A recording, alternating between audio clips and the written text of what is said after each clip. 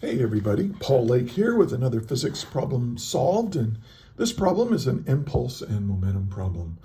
And what you should be familiar with or have covered in class maybe a little bit is the impulse momentum theorem. So you should know what impulse and momentum are. And the area under a force versus time graph.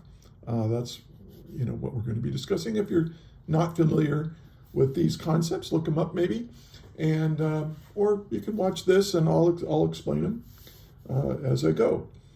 So here is today's problem. We've got a small 50 kilogram spacecraft. It's floating in space. It fires a small rocket thruster that applies a net force on the spacecraft as shown in the data table below. So here's time, and here's force, time in seconds, force in newtons. We want to graph. We want to graph force as a function of time. And then we want to know what is the total impulse applied to the spacecraft, what is the change in velocity of the spacecraft, and what is the average net force applied to the spacecraft by that thruster. Okay, so let's get started. I'm going to put given up here so I don't have to recopy the data table. So we're given this, and we also know that our spacecraft, I'll just draw a cute little spacecraft here, a little cube, it's got solar panels on it or something, and it's got a little communication dish and doodads and stuff on it, but it's got a little thruster on it, little rocket thruster, and fires this thruster. It's going to change its velocity.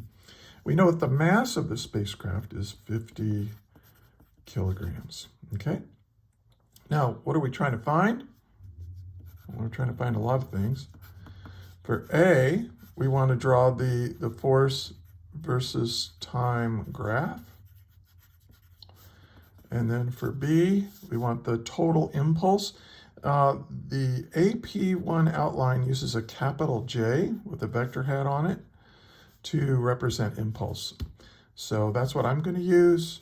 Depends on the book you're using and everything. Some use capital I with a vector hat on it. What is the change in velocity of the spacecraft? I'll call that delta V. And space navigators are always talking about delta V. How much delta V do we need? So figuring out change in velocity is a big deal when you're doing aerospace applications. What is the average net force? So the net force that's average. Okay. And so this is kind of what's going on. Let's get started solving the problem. Okay, so let's draw the graph. That's pretty easy, and it's good if you're using graph paper if you want a really super accurate graph. But I'm not going to do that. I'm just going to say, okay, time goes from 0 to 7. So 1, 2, 3, 4, 5, 6, 7. It's time in seconds. And then this goes from 0 to 12. So I'll go 2, 4, 6, 8, 10, 12. 2, 4, 6, 8, 10, 12. And we'll put the odds in there. And then this is the force in newtons. Okay. And now it's just a matter of when time is 0, the force is 0. When time is 1, the force is 3. So 1, so 3 is right in between the 2 and the 4. And, this is just kind of a hand sketch. It's not going to be perfect. 2 is 6. So 2, it's much easier to do this on graph paper. And then 3 is 9. And then 4 is 12. And then 5 is 12.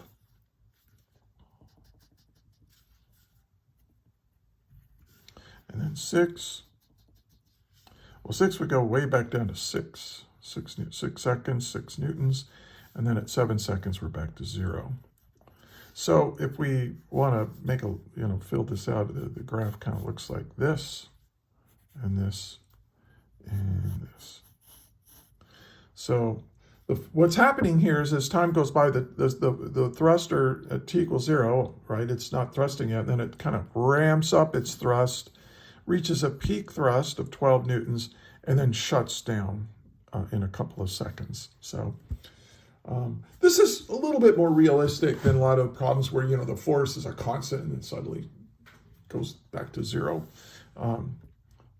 Nature doesn't like those sudden changes. So, but anyway, this is what we've got.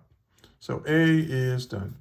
You might want to just put a label on it, force, or maybe net force versus time. And graphing data like this is something that you're going to do on AP exams and other exams. And very important to plot the points accurately, to scale your vertical and horizontal axis, to label the axis properly, and to give the graph a nice title. They're looking for that kind of stuff. Also, make sure you include units, newtons and seconds. Okay, so let's do part B. Okay, in part B, we want the impulse.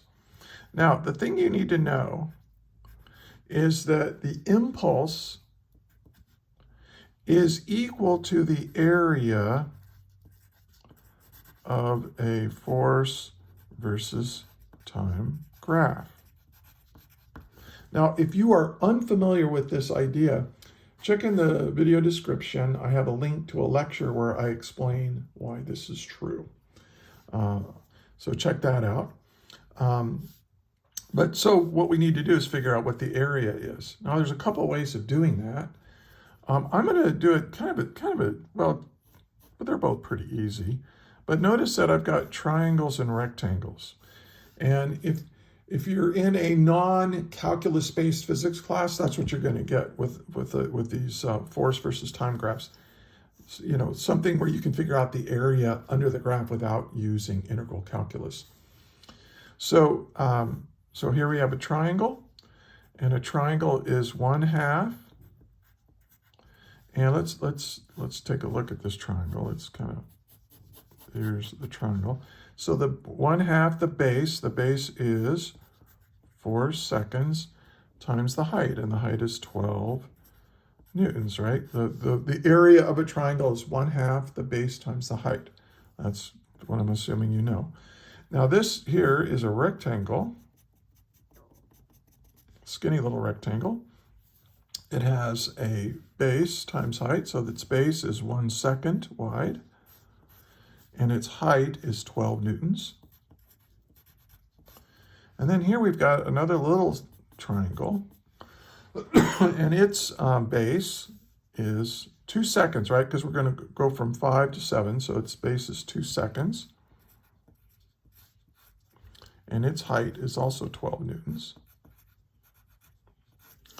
And when we add all this together, well, we have 4 divided by 2 is 2. 2 times 12 is 24. So we have 24 Newton seconds. And here we have 12 Newton seconds. And here we have, oh, I forgot the 1/2. Hope you caught that before I did, because this is a triangle, so it has to be 1/2. Sorry about that. Sorry about that. I was just testing, see if you were paying attention. All right, so this is also 12 Newton seconds. Okay, so 24 plus 12 is 48. So our answer is 48. So the impulse is 48 Newton seconds. Okay, there we go. So that's B. Now for part C, we want to find the change in velocity. And here we're going to use the impulse momentum theorem, where we say that the impulse on an object is equal to the change in momentum of the object. And we know what the impulse is. It's 48 Newton seconds. So that means the change in momentum is equal to 48 kilogram meters per second, because a Newton second will reduce down to a kilogram meter per second. I'll show you that in a minute. So this is going to be equal to, now the mass of the spacecraft isn't changing if we assume the fuel from the thruster is negligible. So it's going to be mass times a change in velocity, right? Momentum is mass times velocity. So a change in momentum is a mass. It's the mass is constant times a change in velocity. Okay. So this allows me to solve for the change in velocity is equal to the change in momentum over the mass. And now we can plug in our values. We can say that this is 48. Now, a Newton, what is a Newton? A Newton is a kilogram meter per second squared, right? Mass times acceleration times a second from the t. And so that goes away. That's a kilogram meter per second. So that's what I was saying, that the units for impulse are equal to the units for momentum. Kilogram mass times velocity, kilogram meters per second. Okay. Now we're going to divide this by the mass, which was given to be 50 kilograms. And when we do this, when we do this, we solve for our change in velocity, and you plug that in your calculator. I got 0.96 meters per second. Now this is one thing that's really important. This is not the final velocity of the spacecraft. This is how much the velocity changed. So let's say the spacecraft was moving with a velocity of, they move really fast, right? Maybe 2,000 meters per second. So this little thruster just changed it by a little bit less than a meter per second. But sometimes satellites need to do that, maybe to avoid hitting another satellite or lifting their orbit up a little bit, something like that. The satellites quite often have little thrusters on them to adjust their orbits. So this is fairly legitimate, relevant problem. Okay, let's do part D. We want to know what the average net force is, so let's do that. And so the impulse momentum theorem says that the impulse, it's really equal to the force, the net average force times a change in time. And that is part of the impulse momentum theorem. And again, check in the description. There's a link to a Google document that has a link to where I explain the impulse momentum theorem in detail. So check that out. And so we can now solve for this. So that the average net force is equal to the impulse divided by the change in time. This is really the change in momentum over the change in time. And this is how Newton expressed his second law. He said that the net force on an object is equal to the rate of change of linear momentum. Kind of an interesting thing. All right, so let's solve for it. We know that the change in momentum is 48 kilogram meters per second, or you can use newtons per second if you want. Because actually newtons per second makes more sense here, because what is delta t? Well, the total change in time was 7 seconds, right? We went from 0 to 7 seconds. And that gives me, my average net force when I do this is 6.86 newtons. Okay, there's my answer in a positive direction. It is you can put an I hat there if you want, or just say in the X direction, or just leave it as positive and say positive is positive. Positive is a positive direction. All right, so there you go. And one other thing. There's another way of doing part B. Instead of treating it like a triangle, a rectangle, and a triangle, treat it like a trapezoid. If you know what the area of a trapezoid is, it's pretty easy. It's the average base times the height. Now the average base, we have 7 seconds. That's the bottom base. And then we have this top base. That's 1 second wide. Divide that by 2. And that gives me the average base times the height. And the height is 12 newtons. So this is 8 divided by 2 is 4. And 4 times 12 is 48 Newton seconds.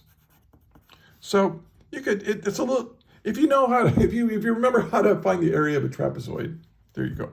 Hey, if you found this helpful, please give it a like. If you're a physics student, you can subscribe to my channel and check out the links in the video description. I'm also a physics tutor. There's a link there on how to get in touch with me if you need a physics tutor. I'm really good, and my rates are quite reasonable. All right. Hope you found this good, and keep studying, keep working. Physics is amazing, and until the next one, may the net force be with you always. That is all.